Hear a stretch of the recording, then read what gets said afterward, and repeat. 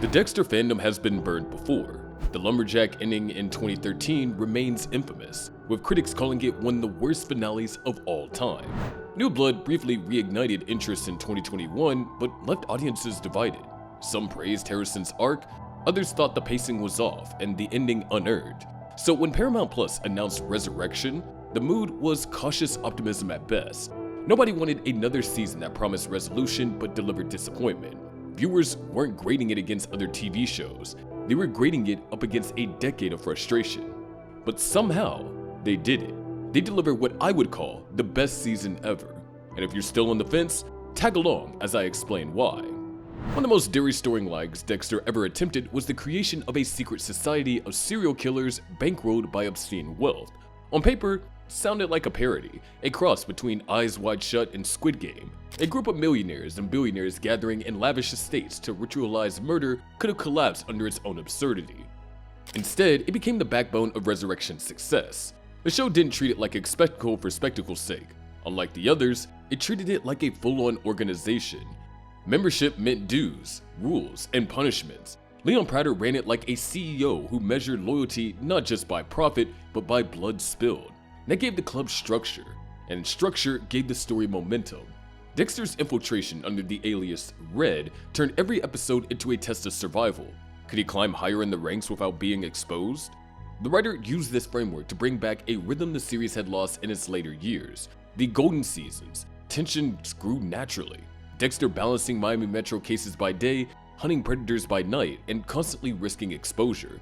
By embedding him in the society, Resurrection restored that same constant friction. Each gala, each coded invitation, and each demonstration was a ladder Dexter had to climb, knowing that one wrong move would drop him straight into the abyss. The finale's gala and vault sequence proved that the gamble paid off. Dexter dismantled Prater's empire while Harrison and Charlie clashed on their own track, and Bautista's fate hung in the balance. It was layered, thrilling, and all rooted in the society framework. This was the machine that powered the season. And that machine cornered his conscience. From the beginning, Harry's code was what separated Dexter from the monsters he hunted. Only killed killers, never harmed innocents, never get caught. But as the series dragged through seasons 6 through 8, that line blurred. Dexter killed out of rage, convenience, or panic, and the code became more of a backdrop prop than a real force.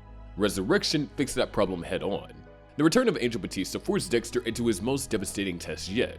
Batista was family, one of the last good men tied to Miami Metro. He respected Dexter. He trusted him.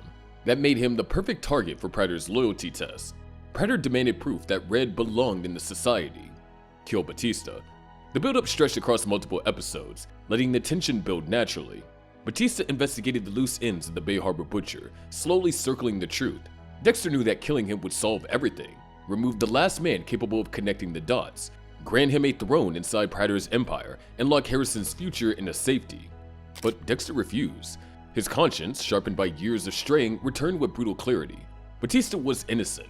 The code didn't bend, and by standing firm, Dexter doomed them both. Prater executed Batista in front of them, forcing Dexter to witness the cost of choosing principle over power. It was devastating, but it worked. For the first time in years, Dexter wasn't acting out of impulse or ego. He was fully bound by rules. Even when those rules took everything from him, the code lived again. And that decision rippled straight into one relationship the show had left to rebuild, his bond with Harrison. Like breakdowns that fixed what the finale broke? Subscribe for smarter Dexter deep dives. When New Blood introduced Harrison, fans expected a fresh perspective, the son of a serial killer grappling with his father's legacy. What we got instead felt half-baked. His motivations were shaky, his dialogue flat, and his big moment came off force. By the end, when Dexter died and Harrison drove into the night, the audience was never split on whether Harrison was ready. They agreed he wasn't. Resurrection corrected the mistake by giving Harrison something New Blood never did: agency. From the opening episodes, Harrison acted with intent. He was carving out his own path, often at odds with his father's rules. His most shocking act, the vigilante killing of a rapist, showed exactly that. It was impulsive, emotional, and far from the methodical precision of Dexter's ritual. But it wasn't filler. It was a turning point.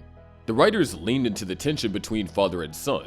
Harrison questioned it, doubted it, and often rejected it outright. He wanted to know why he should follow rules designed for someone else's darkness.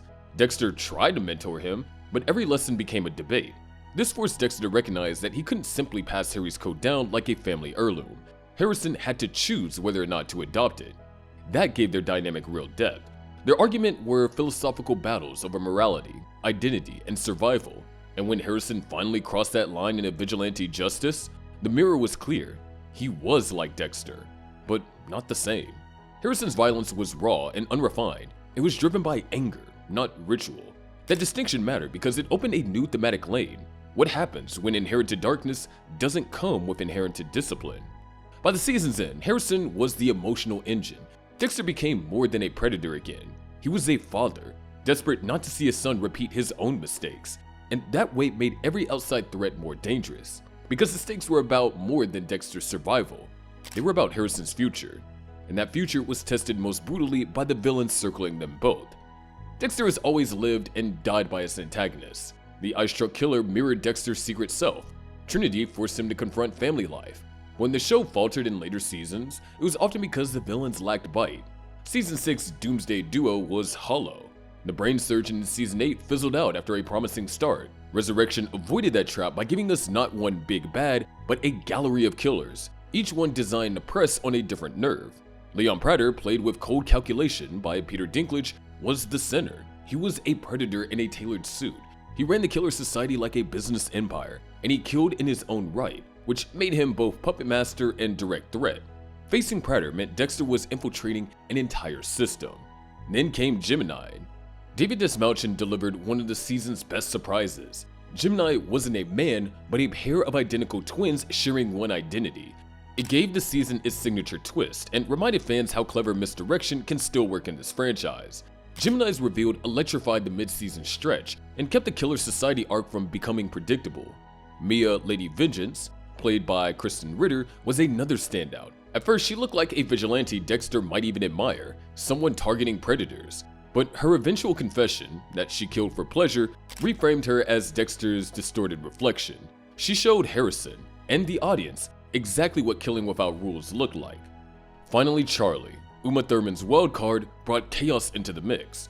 Her weapon was leverage. She operated in the gray zone between ally and enemy, blackmailing and maneuvering in ways that made her unpredictable right up until the finale. By stacking these villains together, the writers avoided the trap of a flat, one-note antagonist. Each enemy had a role, and together they created constant tension. For the first time since Trinity, the Rogues Gallery felt worthy of Dexter's intelligence and brutality. And none of that tension would have worked if the storytelling itself hadn't been finally tightened up.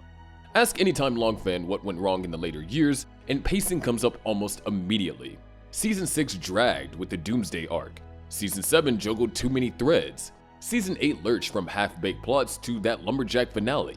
Entire episodes often felt like filler. Viewers expected 2 or 3 dead weeks per season. Resurrection shattered that expectation. Clyde Phillips, back in charge, made it clear. Cut the fat. Every episode mattered. Every subplot tied back to Dexter's infiltration of the Killer Society, Harrison's dangerous growth, or Batista's slow tightening of the Bay Harbor butcher net. Even side characters weren't wasted. Charlie's blackmail threads, Lady Vengeance's vigilante facade, and the Gemini's twisted twin act all fed directly into Dexter's larger fight against Prater's empire. The rhythm felt like classic Dexter. Procedural beats feeding serialized arcs, cliffhangers, and shocks timed just as the story risked flattening.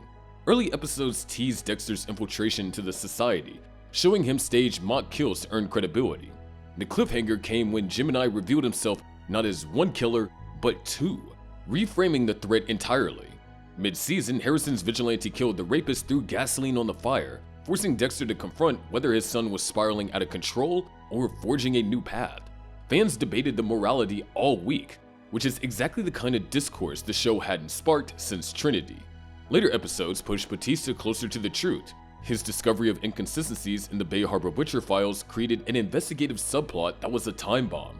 Each week, the tension ratcheted higher, Batista narrowing the circle, Dexter trying to stay one step ahead, and Prater demanding proof of loyalty. By the time Dexter was ordered to kill Batista, the build-up felt earned, not rushed. Even the Killer Society itself gave pacing momentum. The gala episodes were turning points. One week ended with Dexter watching Harrison interact with the wrong people inside Prater's orbit, making viewers question whether his son was already compromised. Another left us with Dexter nearly exposed during a blood ritual demonstration, saved only by his quick improvisation. The showrunners knew exactly where to cut to black so fans would spend the next 7 days dissecting every frame. By the finale, nobody was complaining about wasted time. Instead, people wanted more. The gala and vault climax, the simultaneous collapse of Predator's empire, Harrison outmaneuvering Charlie, and Batista's tragic end felt like a culmination that had been built piece by piece, week by week, with no sagging in the middle. After years of clunky pacing, Resurrection finally moved like the early days, while still thriving in a modern binge era where fans stream and theorize at the same time. The result was momentum. Pure, sharp momentum, and when momentum is handled right, the big moments land with twice the force. Don't miss the next deep cut though. Subscribe. We're pulling apart the code, the killers, and every choice that defined this season. Every great Dexter season has a handful of moments that etch themselves into memory. Season 4 gave us Trinity's bathtub murder. Season 2 had Dokes discovering the blood slides. Even Season 1 cemented itself with Deborah strapped to the ice truck killer's table. When those kind of beats were missing, the show felt hollow. Resurrection understood this and stacked its run with centerpiece moments designed for debate, rewatching, and online circulation. The Gemini killer reveal was the first. Mid-season, what seemed like a single adversary split into two, identical twins operating as one. The misdirection recontextualized earlier episodes and echoed the clever twist of the show's prime. Fans immediately dissected clues they missed, the kind of theorizing Dexter hadn't sparked in years. Then came Harrison's vigilante kill. It was messy, raw, and deliberately uncomfortable. Harrison was furious and reckless. That contrast forced fans to ask whether he was a budding hero or a dangerous imitation, or something in between. The debate echoed early seasons where Dexter himself was less of a comfort zone and more of a moral provocation. But the real anchors arrived late. The Batista standoff was brutal, not just for the loss of a beloved character, but because of what it represented. Dexter refusing to kill Angel, even when everything hung in the balance, reset his moral compass in the most painful way possible. The scene left fans gutted, but also reassured that the code had been restored. Then the finale sealed it. The gala and vault sequence, with Dexter exposing Prater, Harrison outmaneuvering Charlie, and the killer society collapsing in flames, felt like an earned crescendo. Every thread converged without feeling forced. Big moments mattered because they turned good storytelling into legacy television. Resurrection didn't just provide a few, it delivered a steady rhythm, proving Dexter could still dominate cultural conversation. And yet, endings are tricky. The finale had to tee up the future without undermining what came before. Dexter's finales have had a history of stumbling. Season 4 shocked the world but left fans devastated. Season 6 leaned on a cheap cliffhanger. Season 8 infamously destroyed goodwill with the lumberjack exile. Even New Blood split the room with an ending that felt rushed. Resurrection finally found that balance. The Predator storyline tied off neatly. Dexter dismantled the killer society, reclaimed his identity, and recentered himself around Harry's code. Harrison survived the season, not as a replacement, but as a character forged in his own right. That gave the audience closure. But closure wasn't enough. The writers knew a serialized show needs a next chapter.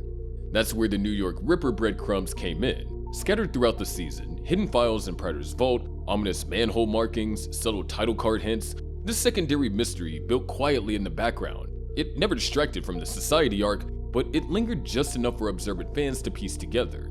By the finale, when the Ripper's calling card closed the last shot, the door to season 2 was already open. The balance worked because nothing felt cheap.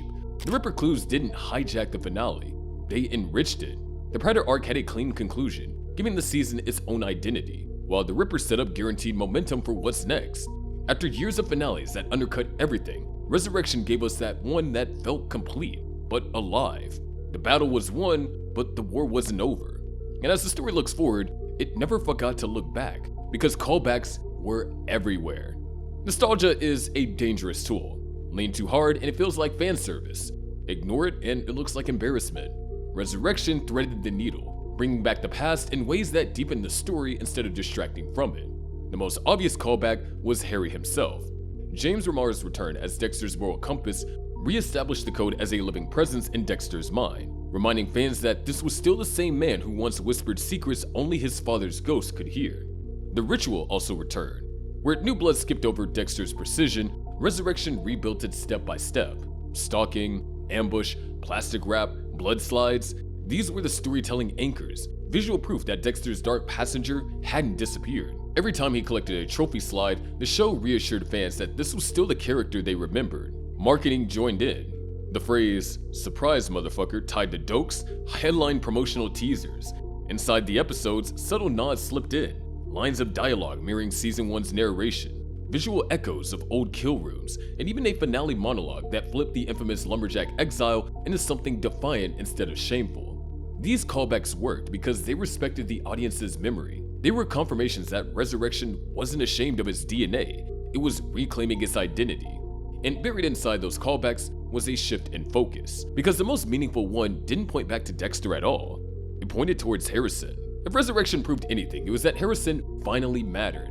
Not as a sidekick, not as a clumsy torch-passing experiment, but as a genuine driver of the franchise's future. His arc was about showing what happens when the legacy of the Code collides with a new generation. From the start, Harrison resisted his father's system. He didn't want to be governed by rules invented for someone else's compulsions. His perspective was brutally simple. Harry's code wasn't his code. That refusal created the philosophical spine of the season. Their arguments were debates over morality itself. Harrison's vigilante kill crystallized this theme. He was never meticulous like Dexter. He didn't stalk, ambush, or prepare ritual kill rooms. He acted in the heat of anger, punishing a rapist in the moment. The difference mattered. Dexter saw ritual as control, discipline, and survival. Harrison saw violence as catharsis. That contrast revealed the danger of unshaped darkness. It also led to the question, is the code a safeguard or a cage? The finale doubled down on this ambiguity. Harrison survived the collapse of Prater's empire, not because he chose his father's path, but because he carved one of his own. He wasn't locked into being a copy of Dexter, but he wasn't free of that shadow either. The ambiguity was deliberate. It made sure fans walked away with a question that only future seasons could answer. Would Harrison inherit moral clarity, or would he descend into chaos? In many ways, Harrison became the new mirror of the show. Where Dexter once stood as the question mark of morality, Harrison now carries that role. If Dexter's story was always about whether the code made him a monster or a protector, Harrison's story might be about what happens without it. And that uncertainty is exactly what keeps this franchise alive. Because fans aren't done watching, they're waiting to see where Harrison lands. If you enjoyed this breakdown, make sure to subscribe with notifications on, and I'll see you in the next video.